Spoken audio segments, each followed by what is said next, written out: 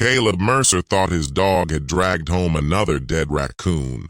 That was his first mistake. His second was touching the metal tags without looking closely, because the second his fingers brushed the cold steel hanging from the dog's mouth, he saw the dark red stains crusted across the chain. Not rust, not mud, blood, old blood. And when he flipped the military dog tags over in the fading evening light, he noticed something even stranger. The name engraved on them had been deliberately scratched away. Every letter, every number, as if someone had wanted that soldier erased. Then Caleb looked down at Duke. The German Shepherd wasn't wagging his tail. He wasn't proud. He wasn't playful. He stood frozen beneath the porch steps, staring toward the woods behind the property with his ears pinned back. And for the first time in 3 years, Caleb felt something he hadn't felt since the day his wife died. Fear. Because Duke wasn't acting like a dog that had found something. He was acting like a dog that had remembered where something was.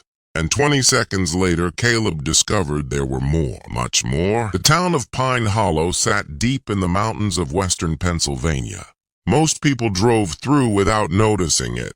One traffic light, one diner, one church, one gas station. The kind of place where everybody knew everybody else's truck. The kind of place where secrets usually didn't survive very long, unless they were buried.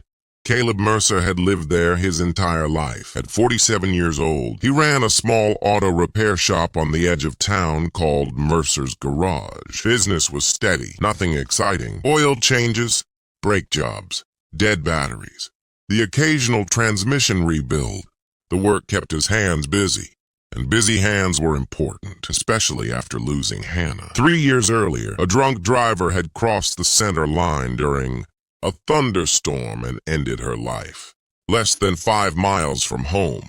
One moment she was driving back from visiting her sister. The next moment she was gone. People told Caleb time healed everything. They lied. Time didn't heal. It simply taught people how to carry pain without dropping it. Caleb learned that lesson every morning when he woke up alone. Every evening when he ate dinner in silence. Every night when he looked at the empty side of the bed. The only reason he hadn't completely fallen apart was Duke. The German Shepherd had originally belonged to Hannah. She had rescued him from a county shelter 7 years earlier. Back then he had been skinny, nervous, and afraid of everything. Hannah had changed that. And after she died, Duke somehow seemed to understand Caleb needed saving too. The dog followed him everywhere. Garage, fishing trips, hardware store, even sitting quietly beside him on the porch when sleep wouldn't come. Duke never asked questions, never offered advice. He was simply there. Sometimes that was enough, until the night everything changed. It happened on a Tuesday in late October. The air carried the sharp smell of fallen leaves and approaching winter. Caleb had just finished closing the garage when Duke suddenly bolted from the truck. No barking, no warning. Just gone. Straight toward the backyard. At first, Caleb wasn't concerned. The dog occasionally chased squirrels. 10 minutes passed, then 15, then 20. By the time Caleb grabbed a flashlight and headed outside, darkness had swallowed the property. Duke! Nothing. Duke! A distant rustling answered. The sound came from beneath the old wooden porch attached to the back of the house. Caleb walked over. The flashlight beam swept across the dirt. And there was Duke, half hidden beneath the structure, something metallic dangling from his mouth. That was when Caleb found the bloody tags, the scratched-out name, the strange behavior. But the truly disturbing part came next. After Caleb took the tags, Duke immediately crawled back under the porch, digging, furiously, like his life depended on it. Dirt sprayed behind him. His paws clawed deeper. Seconds later, something else appeared. Another chain. Another set of military dog tags, then another, and another, and another. Caleb dropped to his knees, his pulse hammered. 5 sets, 6, 7, each stained, each damaged, each missing identifying information. Someone had intentionally destroyed every name, every serial number, every clue. The tags looked old, some extremely old, others newer, different eras, different chains, different metals. Yet somehow they were all buried together beneath his porch. Caleb stared at the growing pile. His house had belonged to his grandfather before him, and before that a retired coal miner. Nobody in his family had military connections beyond ordinary service. Nothing about this made sense. Then Duke stopped digging. The dog froze, completely still. A low growl rumbled deep in his throat. Not aggressive. Warning. Caleb followed his gaze toward the woods, toward the darkness beyond the property line. At first he saw nothing. Then movement. A silhouette. Someone standing between the trees, watching. Perfectly motionless. Too far away to identify. Too close to ignore. Caleb raised the flashlight. The beam hit empty forest. The figure vanished, gone, like it had never existed. For several seconds neither Caleb nor Duke moved. The mountain air suddenly felt colder. The wood suddenly felt larger. Then Caleb heard something. A sound drifting through the darkness. Not from the forest. From beneath the porch. A metallic clink. Soft. Almost hidden. Caleb aimed the flashlight into the hole Duke had dug. At first he saw only dirt, roots, rocks. Then something reflected the light. Not a dog tag, not a chain. A small, rusted metal box buried deep beneath the porch foundation. And attached to the handle was a faded military ribbon. Caleb reached toward it. The growling from Duke instantly intensified. The loudest warning Caleb had ever heard from him, but by then it was too late. Because as Caleb pulled the box free from the dirt, he noticed it wasn't locked. It was already open, and inside was a photograph. A photograph showing 3 men in military uniforms, standing beside a younger version of the very house he was living in. One of those men had his face scratched completely out, and taped to the back of the photograph was a yellowed newspaper clipping with a headline that made Caleb's blood run cold. A local soldier had disappeared without a trace. 41 years earlier, the clipping ended with 6 chilling words. Search suspended, body never recovered. Caleb turned the paper over. Someone had written a message in black ink. Just 4 words. 4 words that made absolutely no sense. Until much later, he came back home, and at that exact moment, a truck engine roared somewhere beyond the woods. Close, much too close, as if someone had been waiting for Caleb to find the box, and now knew he had. The truck engine lasted only a few seconds. Then silence swallowed the mountains again. Caleb stood frozen beside the porch, clutching the rusted box while Duke stared toward the woods with every muscle in his body locked tight. The night suddenly felt wrong, not dangerous. Wrong, as if something hidden for decades had just been disturbed. The sound of the engine had come from an old logging road that wound through the forest behind his property. Nobody used that road anymore. At least nobody was supposed to. Caleb took a slow breath. "Come on, Duke!" The dog didn't move. Duke, still nothing. His eyes remained fixed on the darkness. Whatever had been standing among those trees earlier had clearly bothered him. Finally, after several seconds, Duke reluctantly followed Caleb inside. Neither of them slept much that night. At 6 the next morning, Caleb spread everything across his kitchen table. The damaged dog tags, the faded photograph, the newspaper clipping, the rusted military ribbon. Sunlight poured through the window, revealing details he hadn't noticed before. The photograph appeared to be from the mid-1980s. 3 young men stood in front of the house, all smiling, all wearing military uniforms. One face had been scratched away, so violently that the photograph itself was nearly torn in half. The other 2 men remained visible. One was tall and broad-shouldered, the other shorter with dark hair. Neither looked familiar. The newspaper clipping provided only a few clues. The missing soldier's name had been partially obscured by age and water damage. Only a few letters remained. Neil Har, everything else had faded. The article mentioned a military veteran who disappeared shortly after returning to Pine Hollow. No body, no suspects, no explanation. The case eventually went cold. 41 years ago, Caleb rubbed his chin. The entire thing felt impossible. Why would military dog tags be buried beneath his porch? Why had the names been destroyed? And most importantly, who had been watching him from the woods? A sudden bark interrupted his thoughts. Duke stood at the back door, whining, pacing, agitated. The dog almost never behaved this way. Caleb opened the door. Immediately, Duke sprinted outside. straight toward the porch.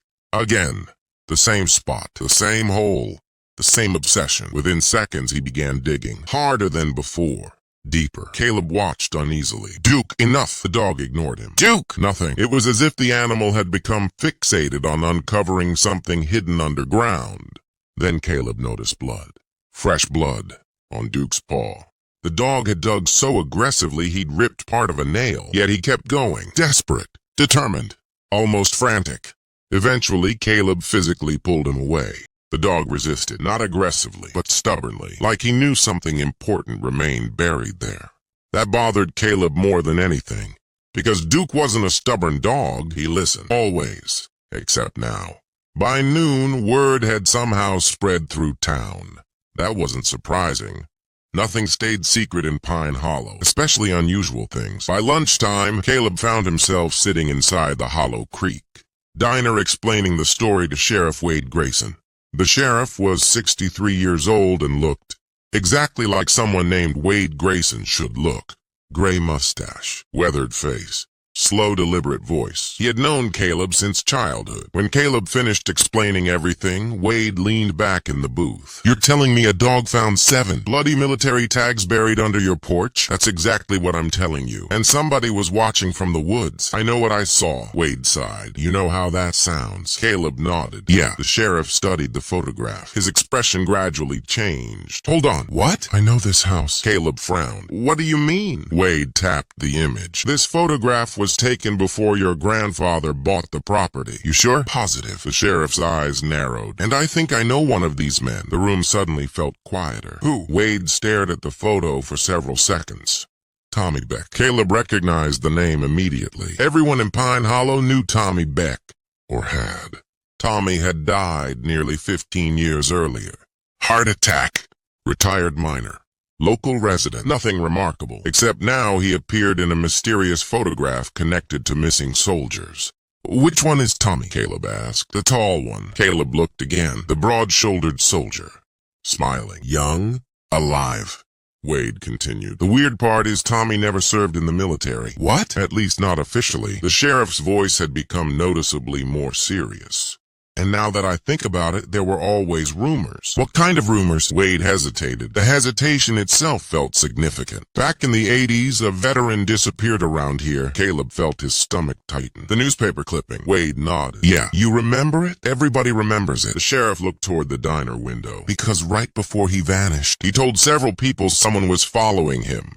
A chill ran down Caleb's spine. Following him, the same way someone might have been watching from the woods. That evening, Caleb returned home carrying more questions than answers. Unfortunately, Duke wasn't helping. The dog's behavior had become increasingly strange. He refused to leave the backyard, refused to enter certain rooms. And several times Caleb caught him staring toward the forest again, not barking, watching, listening, waiting.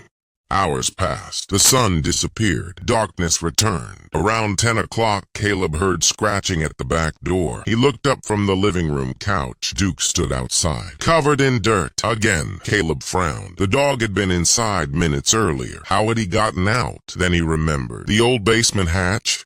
Sometimes it didn't latch properly. "Duke!" The German shepherd pawed at the door impatiently. When Caleb opened it, the dog rushed inside carrying something. Something long, something metallic, something wrapped in mud. Caleb's pulse quickened immediately. "Duke!" The dog dropped the object onto the floor. A knife. An old military combat knife. Rust covered most of the blade, but not all of it. Near the handle, engraved into the steel, were 2 letters. D.H. The same initials partially visible in the newspaper clipping. Neil Har. Daniel Harris. Maybe. Daniel Harper. Maybe. But definitely D.H. Caleb was staring at the knife when Duke suddenly began growling. A deep warning growl. The same one from the night before. Slowly, Caleb turned toward the front window. A vehicle sat across the road. Lights off. Engine running, watching the house, his house. For a moment, nobody moved. Then the vehicle accelerated, fast, disappearing into the darkness. Caleb immediately grabbed his truck keys. Adrenaline surged through him. Whoever that was had been watching. Again. And he was tired of feeling hunted. He jumped into his pickup and sped after the vehicle. The winding mountain roads were nearly empty. Headlights cut through darkness. The mysterious truck remained several hundred yards ahead. Caleb pushed faster. The chase continued for almost 10 minutes. Then suddenly, the truck turned onto the abandoned logging road. The same road behind his property. Caleb followed. Dust exploded beneath his tires. Branches scraped both sides of the vehicle. The forest closed around him. The truck disappeared around a bend, then vanished completely. Gone. No tire tracks, no taillights. Nothing. It was as if the driver had evaporated. Breathing heavily, Caleb stepped out. The woods were silent, except for one sound. A metallic clinking. Soft. Rhythmic. Coming from somewhere deeper in the trees. Caleb followed it with a flashlight. 30 yards. 40 yards. 50. Then he found it. A chain hanging from a tree branch. At the end of the chain was a single military dog tag. Unlike the others, this one wasn't scratched. This one still had a name, barely visible beneath decades of wear. Caleb brushed away dirt, read the engraving, and instantly understood why someone had been hiding the truth. Because the name on the tag wasn't Daniel Harris. It wasn't Tommy Beck. It wasn't anyone from the newspaper clipping. The tag belonged to Sheriff Wade Grayson's younger brother, a man officially declared dead in Vietnam 43 years earlier. And tied beneath the tag was a fresh piece of paper, not old, not faded, fresh. Someone had left it recently. Written across it were 6 handwritten words. Ask Wade what really happened. The note stayed in Caleb's hand the entire drive home. Not because he didn't understand what it meant. Because he understood exactly what it meant. Someone wanted him looking at Sheriff Wade Grayson. And that was a problem. In Pine Hollow, Wade wasn't just the sheriff. He was the closest thing the town had to a living institution. He had worn a badge for over 30 years. Helped raise half the kids in town. Attended every funeral. Every parade. Every church fundraiser. People trusted him. Caleb trusted him, or at least he had. Now he wasn't sure what to think. By the time he pulled into his driveway, Duke was already waiting near the porch. The dog seemed unusually alert, as if he could sense Caleb's unease. The German shepherd followed him inside and immediately settled near the kitchen table, where the evidence remained spread out. The tags, the photograph, the clipping, the knife, and now the note. Ask Wade what really happened. Caleb barely slept. Again. And just before sunrise, he made a decision.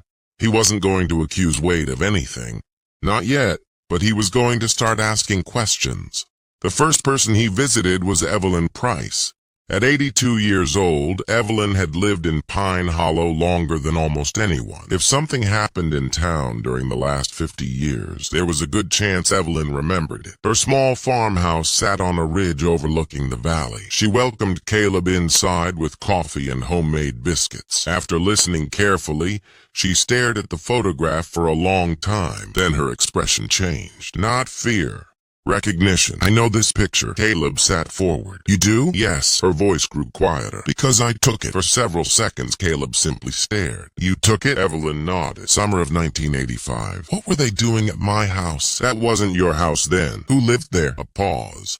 Then, a man named Russell Kane. The name meant nothing to Caleb, but Evelyn clearly remembered him. Who was Russell Kane? A veteran. The answer came immediately. Army. Caleb's pulse quickened. The missing veteran? Yes. Silence filled the room. After a moment, Evelyn pointed toward the scratched-out face. That's Russell. Caleb looked down at the damaged photograph. The face someone had violently erased. Russell Kane. The missing man. Who are the others? Caleb asked. Evelyn pointed again. Tommy Beck, the tall man.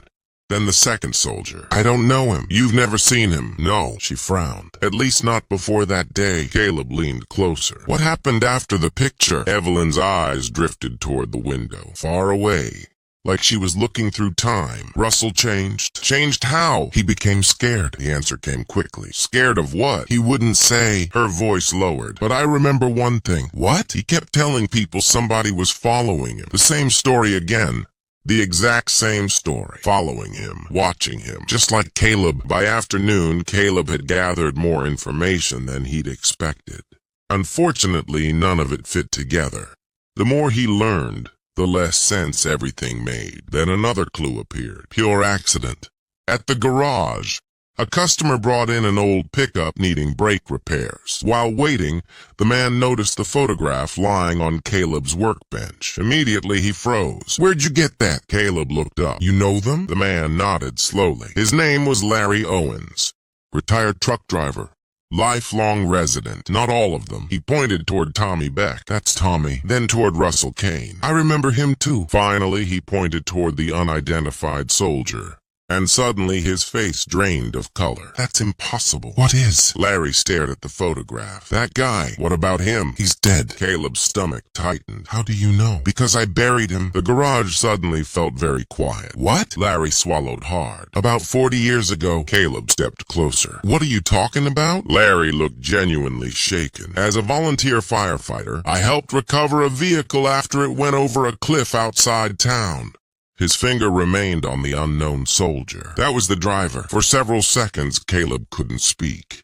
The unidentified soldier, dead 40 years, yet standing beside Russell Kane shortly before Russell disappeared. "What was his name?" Caleb finally asked. Larry hesitated, then answered. "Michael Grayson." Caleb froze. "Grayson, the same surname as Wade.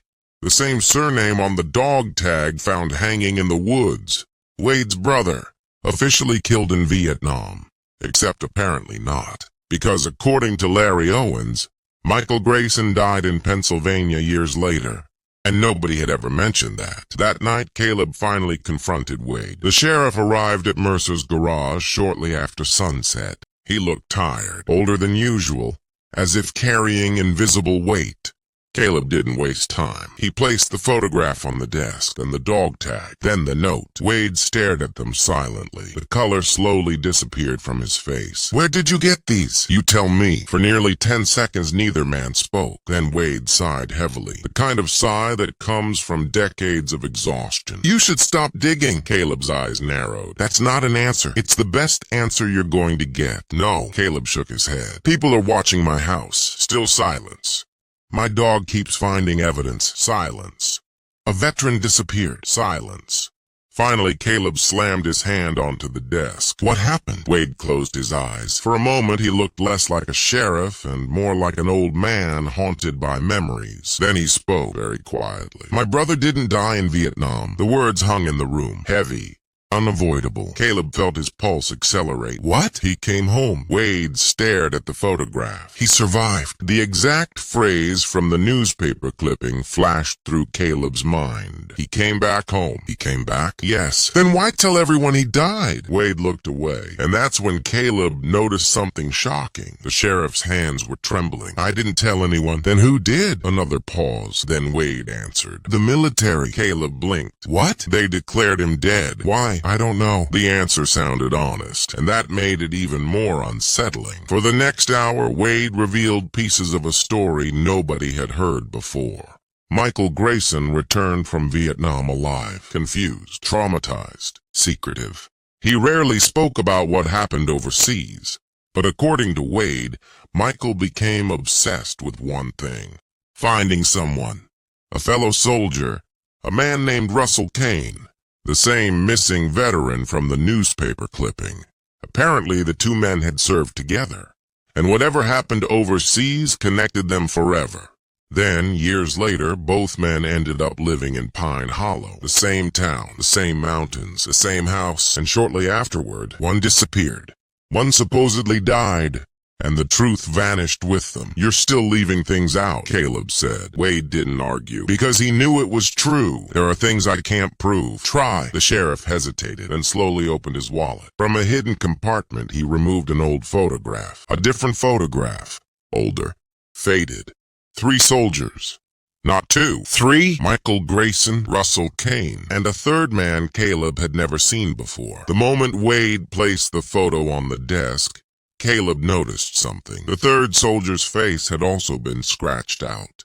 Just like the other photograph, the same deliberate destruction, the same anger, the same secrecy. "Who is he?" Wade's expression hardened. For the first time that evening, genuine fear appeared in his eyes. "I don't know. That's impossible." "I wish it was." "What do you mean?" Wade looked directly at Caleb, then said something that made the entire mystery explode into something far larger than expected. Because 6 months before Russell disappeared, he told my brother someone from Vietnam had found him. Caleb stared. What someone? Wade swallowed. The man in that picture. A cold chill crawled down Caleb's spine.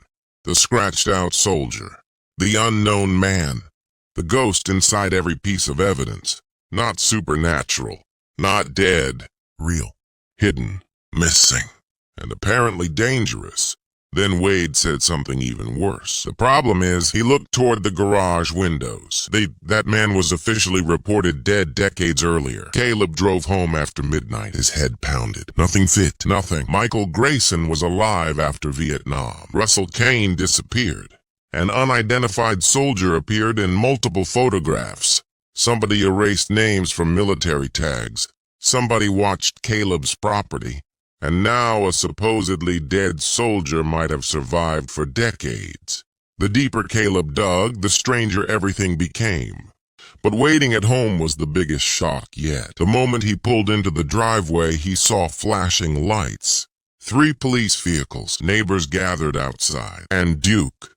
The German shepherd stood near the porch, barking furiously. Not at the officers, at the ground. The exact place he'd been digging for days. Caleb rushed forward. What happened? One deputy looked pale. You need to see this. The hole beneath the porch had finally collapsed.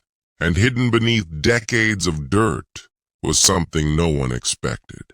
Not another tag. Not another photograph. Not another box. A human skeleton, still wearing fragments of military clothing. And around the neck hung a single dog tag. Unlike all the others, this one was untouched, perfectly preserved, readable. The flashlight beam illuminated the name. Caleb felt his blood turn to ice, because the skeleton belonged neither to Russell Kane nor Michael Grayson. It belonged to the unknown third soldier, the one who was supposedly dead, the one whose face had been scratched from every photograph. And yet attached to the skeleton's wrist was a modern plastic zip. Manufactured less than 5 years earlier, meaning someone had disturbed the remains recently, very recently, which raised a terrifying question. If the soldier died decades ago, who had been moving the body? The entire town seemed to gather outside Caleb Mercer's house before sunrise. News traveled fast in Pine Hollow. News about a skeleton traveled even faster. By dawn, yellow crime scene tape surrounded the porch. State investigators arrived. Forensic technicians crawled beneath the house. Deputies moved equipment in and out of the yard, and through it all, Duke remained strangely focused. Not on the skeleton, not on the investigators, on the woods. Always the woods. Every few minutes, the German shepherd would stop, stare toward the tree line, and growl softly, as though he knew the real answer wasn't beneath the porch anymore. It was still out there, watching, waiting. By mid-morning, preliminary findings created more confusion than clarity. The skeleton was indeed decades old. The military clothing matched uniforms from the Vietnam era. The dog tag identified the remains as Staff Sergeant Ethan Cross, a name nobody in Pine Hollow recognized. Not Wade, not Evelyn Price, not Larry Owens. Nobody. Yet records quickly confirmed. Ethan Cross had officially died overseas more than 40 years earlier, which meant someone had somehow transported his remains across the country and buried them beneath Caleb's porch. But the strangest discovery involved the zip tie. The plastic was modern, less than 5 years old, exactly as investigators suspected. Someone had accessed the grave recently. Someone had handled the remains. Someone who knew the body was there. The question was why. That afternoon, Caleb sat inside the sheriff's office with Wade. Neither man looked particularly rested. The evidence board covering the conference room wall had grown dramatically. Photographs, maps, military records, newspaper articles, timelines, names, questions, very few answers. Wade stood staring at a collection of old military documents. Then suddenly he pointed toward one. Look at this. Caleb walked over. The document listed members of a reconnaissance unit that served together during Vietnam. 3 names immediately stood out. Michael Grayson, Russell Kane, Ethan Cross. The three soldiers connected to the mystery. But there was a fourth name, one that neither man had seen before. Daniel Harrow. Caleb froze. The faded newspaper clipping flashed through his memory. Neil not Harris, not Harper. Harrow. Daniel Harrow. The missing letters finally fit. What if that's who the article was about? Caleb asked. Wade nodded slowly. That's what I'm thinking. Then why was the name damaged? Maybe intentionally. The sheriff's face darkened. Maybe someone didn't want anybody connecting Daniel Harrow to the others. The room fell silent. Because if Daniel Harrow belonged to the same military unit, then every victim connected back to one small group of soldiers. 4 men, 1 war. One secret, and somehow Caleb's property sat at the center of it. The breakthrough came 2 days later. Completely by accident, a forensic analyst cleaning mud from Ethan Cross's dog. Tag discovered something hidden inside the chain clasp.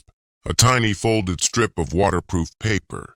Barely visible, barely preserved. The note contained only an address, nothing else. No explanation, no names, just an address. And that address led to an abandoned hunting cabin deep within the mountains, 20 miles from Pine Hollow. The cabin had belonged to Russell Kane. The search team arrived shortly before sunset. Wade, Caleb, 2 state investigators, and Duke. The cabin sat alone beside a forgotten dirt road. Weathered, rotting, half consumed by forest. Nobody appeared to have visited in years. At least at first glance. Then Duke began barking. The German shepherd lunged toward the rear of the cabin, pulling hard, insistent. Caleb followed. Behind the structure sat an old metal shed. Its padlock appeared rusted, untouched. Yet Duke refused to leave it alone. He scratched the door repeatedly, growled, whined, pawed. Finally, investigators cut the lock. The door creaked open. Dust drifted through fading sunlight. Then everyone inside froze. The shed wasn't empty. It was filled with boxes, dozens of them. Military records, photographs, letters, maps, cassette tapes, personal journals. 40 years of collected evidence. Russell Kane had been investigating something for decades, and he'd hidden everything. The search lasted nearly 6 hours. By midnight, a picture finally began emerging. A terrifying picture. One journal in particular changed everything. It belonged to Russell. The final entries were written only days before his disappearance. The handwriting grew increasingly frantic, increasingly paranoid, increasingly desperate. One entry read, "He knows I'm still looking." Another, "Michael thinks we're safe. He's wrong." And then a final sentence that stopped everyone cold. "We should have exposed Daniel years ago." Caleb read it twice, then a third time. The room went silent. Because Daniel Harrow wasn't a victim. Daniel Harrow was the threat. The next several days uncovered an astonishing truth. Daniel Harrow had served alongside Russell Kane, Michael Grayson, and Ethan Cross during Vietnam. Official records described him as a decorated soldier. A hero, respected, admired. But private records told a different story. A much darker story. According to Russell's journals, Daniel became involved in criminal activities during the war. Smuggling, theft, black market operations, possibly murder. At some point, Ethan Cross discovered the truth. Then Michael Grayson discovered it. Then Russell. The 3 men reportedly gathered evidence intending to expose Daniel. Before they could act, everything fell apart. Military investigations began. Records disappeared. Witnesses vanished. Daniel Harrow was officially listed as killed during combat. Case closed, except he hadn't died. Russell became convinced Daniel survived. Michael eventually believed it too. And over the following decades, strange events followed them both. Threats, break-ins, missing documents, anonymous warnings. The same pattern repeated again and again. Someone had been protecting Daniel's secret for 40 years. Then came the discovery that changed everything. Investigators finally identified a fingerprint recovered from one of the recently moved evidence boxes. The print belonged to a living person, a local resident, someone known by everyone in town, someone nobody suspected. Deputy Eric Nolan, one of Wade's own deputies. The revelation hit like a bomb. Eric had worked under Wade for 8 years. Friendly, reliable, trusted. And now his fingerprints appeared inside a hidden shed connected to multiple deaths. The arrest warrant was issued immediately. Unfortunately, Eric disappeared before deputies could reach him. Vanished. Gone. Just like Russell Kane decades earlier. 3 nights later, Caleb woke to Duke barking violently. Not ordinary barking. Alarm barking. The kind that meant danger. Caleb grabbed a flashlight and rushed outside. The backyard was empty. The woods were dark, but Duke wasn't looking at either. He was staring at the porch, specifically at the front door. Taped to it was an envelope. Fresh. Recent. Someone had been there minutes earlier. Inside was a single photograph. A modern photograph. Taken within the last year. The image showed Deputy Eric Nolan standing beside an elderly man near a lake. At first, Caleb didn't recognize the second man. Then his stomach dropped. The man matched the military photograph. Older now, gray-haired, wrinkled, but unmistakable. Daniel Harrow! Alive. After all these years. Alive. And written across the back were 8 chilling words. Stop looking before more people die. The photograph triggered a massive manhunt. State police became involved. Federal investigators arrived. Military archives were reopened. For the first time in decades, Daniel Harrow officially became a wanted man. But another mystery emerged almost immediately. Who had left the warning? Eric Nolan? Daniel himself? Someone else? Nobody knew. Meanwhile, Duke's behavior grew increasingly intense. The dog barely left Caleb's side. He constantly watched windows, doors, the woods, almost as if he sensed something approaching. Then 3 days later, he proved why. Because Duke found something investigators had missed. Again, early one morning, the German Shepherd escaped the yard and disappeared into the forest. Caleb followed. The dog ran nearly half a mile before stopping beside a hidden ravine, a place rarely visited, a place concealed by dense brush. There, partially covered beneath leaves and branches, sat an old pickup truck, abandoned, hidden, recent. Inside the truck, investigators discovered supplies, food, maps, cash, weapons, and one item that changed everything, a notebook, Eric Nolan's notebook. Inside were detailed observations spanning years, surveillance notes, locations, dates, names, and near the final pages appeared a sentence that sent chills through everyone involved. I finally learned who Daniel really is. That line was followed by an address, not a cabin, not a house, a nursing home in Ohio. And beneath the address, Eric had written, he's been hiding under another name for 37 years. The investigation was no longer about a dead soldier. It was no longer about missing dog tags. It was no longer even about Pine Hollow. The mystery had suddenly become far larger than anyone imagined. Because if Daniel Harrow had lived under a false identity for nearly 4 decades, then someone had been helping him, protecting him, hiding him. And according to Eric Nolan's final notes, that person wasn't a stranger. It was someone connected directly to Ethan Cross's death. Someone who knew where the body had been buried. Someone who had recently moved the remains. Someone still active, still dangerous, still free. And before investigators could travel to Ohio, another devastating development arrived.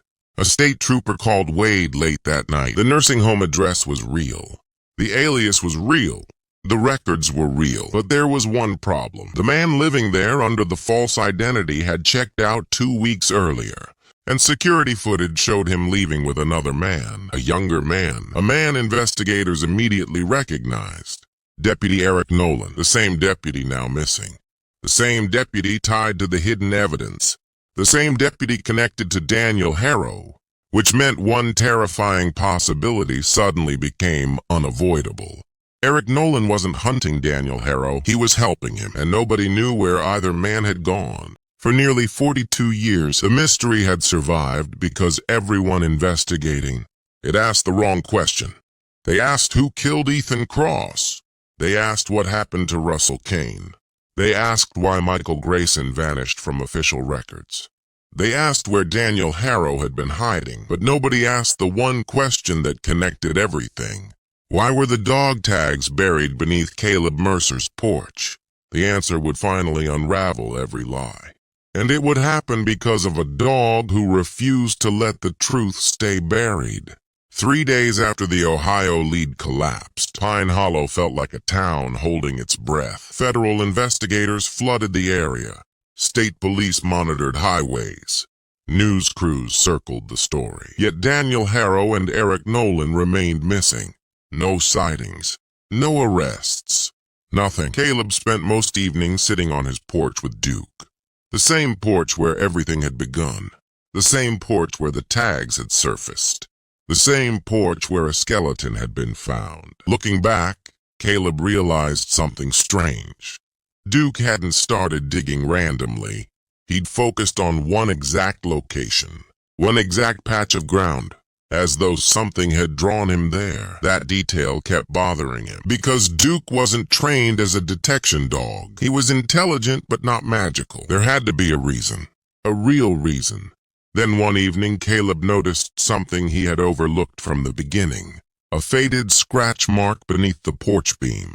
Tiny, almost invisible. He crouched down, studied it, then another mark, and another. A pattern. Numbers.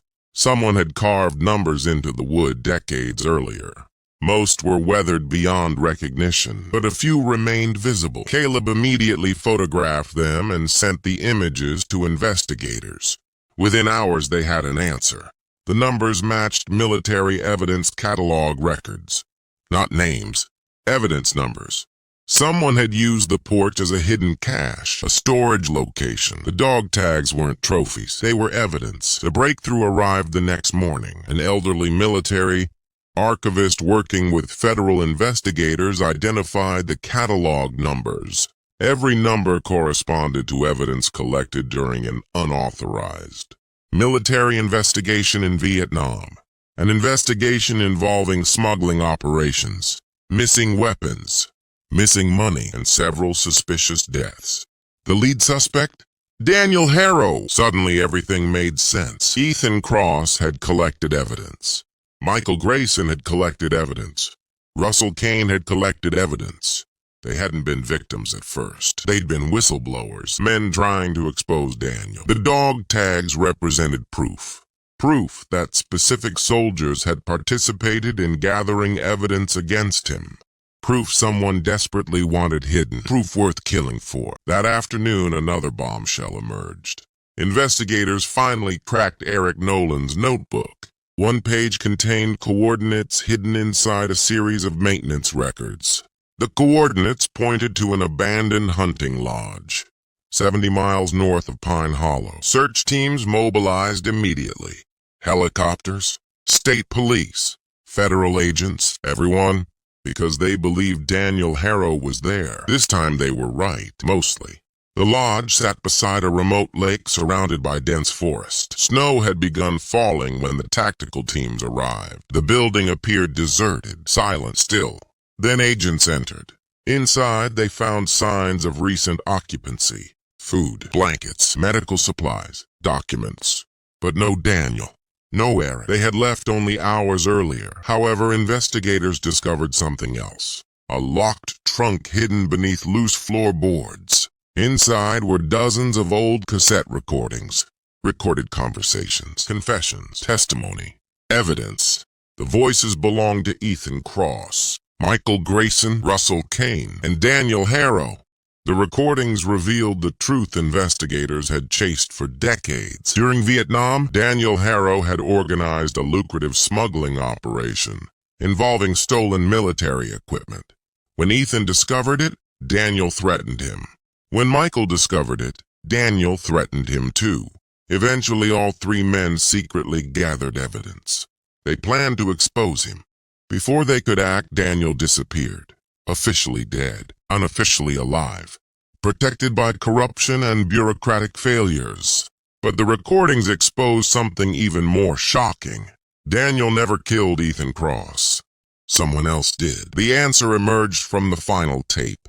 A tape recorded only weeks before Ethan disappeared.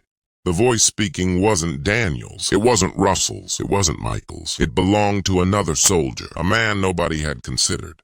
a man mentioned only briefly in forgotten records. Corporal Raymond Nolan, Eric Nolan's father. The room fell silent as investigators listened. Raymond admitted helping Daniel move stolen military supplies. When Ethan threatened to expose everyone involved, Raymond panicked. A confrontation followed. A struggle. A fatal mistake. Ethan died. Not by execution. Not by assassination. By accidental homicide during a fight. But instead of reporting it, Raymond helped cover it up.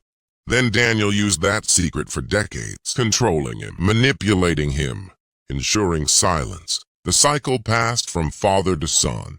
When Raymond died years later, Eric inherited everything. The secret, the evidence, the guilt, the fear. Daniel Harrow had essentially owned the Nolan family for generations. The manhunt intensified immediately. Now investigators understood Eric's role. He wasn't simply helping Daniel, he was trapped by him, controlled by 40 years of buried secrets. And finally, after decades, the pressure was breaking. 2 nights later, the case reached its climax. Not in Ohio, not at the lodge, back in Pine Hollow. Exactly where it started. It began with Duke. Again. Near midnight, the German Shepherd suddenly erupted into frantic barking. Caleb rushed outside. Snow drifted across the yard. The forest beyond the property looked black and endless. Then Duke bolted, straight toward the woods. Caleb followed, flashlight in hand, heart pounding. The dog moved with absolute purpose. Through trees, across frozen ground, toward the abandoned logging road. Half a mile later, Duke stopped. A vehicle sat hidden among the trees. Engine running. Headlights off. Caleb immediately called Wade, then approached carefully. Inside the truck sat Eric Nolan, alone, exhausted, defeated, his hands trembling. When he saw Caleb, he didn't run. He didn't reach for a weapon. He simply lowered his head. "Duke found me, huh?" The words sounded almost relieved. Minutes later, law enforcement arrived, and Eric finally told the truth. Daniel Harrow had indeed been alive all those years. Using false identities, moving constantly, manipulating anyone who knew the truth, including Eric. But 2 weeks earlier, everything changed. Daniel suffered a severe stroke while traveling through Pennsylvania. Terrified investigators would finally uncover his past. He ordered Eric to help him disappear one last time.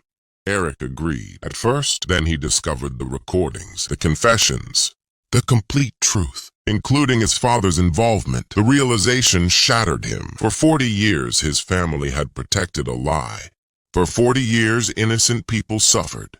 For 40 years, victims never received justice. Eric decided to end it. 3 days before Caleb found him, Daniel Harrow died in a remote cabin from complications related to the stroke. Natural causes. No dramatic shootout. No cinematic final confrontation. Just an old man dying alone after spending most of his life running from consequences. Eric panicked. Instead of reporting the death, he hid the body, then considered disappearing himself, until Duke found him. The recovery team located Daniel's remains the following day. DNA confirmation ended the final mystery. The manhunt was over. The investigation officially closed several months later. Ethan Cross's death was finally solved. Michael Grayson's hidden history was documented. Russell Kane's decades-long search for truth was recognized. And Daniel Harrow's crimes became public record. For the first time in more than 40 years, the families involved finally received answers. Spring arrived slowly in Pine Hollow. Snow melted. Trees turned green. Life moved forward, as it always did. One afternoon, Caleb stood beside a newly installed memorial near the town square. 4 names appeared on the plaque: Ethan Cross, Michael Grayson, Russell Kane, and Hannah Mercer. At first, Caleb had questioned adding Hannah's name, but Wade insisted. Without her, none of it would have happened, because Duke had been her dog first. The dog she rescued, the dog she loved, the dog who ultimately uncovered the truth. A crowd gathered during the dedication ceremony. Veterans, residents, families, friends. When it ended, people slowly drifted away. Eventually, only Caleb and Duke remained. The German Shepherd sat quietly beside the memorial. Older now, a little slower, but still watching everything. Still loyal. Still there. Caleb scratched behind the dog's ears, the same way Hannah used to. You did good, buddy. Duke leaned gently against him, and for the first time in years, Caleb smiled without forcing it. Not because the pain was gone. It wasn't. He still missed Hannah every day. Always would. But grief no longer felt like a locked room. It felt like a road. One he could finally keep walking. As the sun lowered behind the Pennsylvania mountains, Caleb looked across Pine Hollow. The mystery was over. The lies were gone. The dead finally had names again, and beneath the quiet evening sky stood a mechanic and his dog, both survivors in their own way. One carrying memories, the other carrying instincts. Together they had uncovered a truth buried for nearly half a century. Not because they were heroes, not because they were investigators, but because one loyal dog refused to ignore something hidden beneath an old porch. And sometimes in the smallest towns, the biggest secrets don't come to light because somebody goes looking for them. Sometimes they come to light because a good dog starts digging.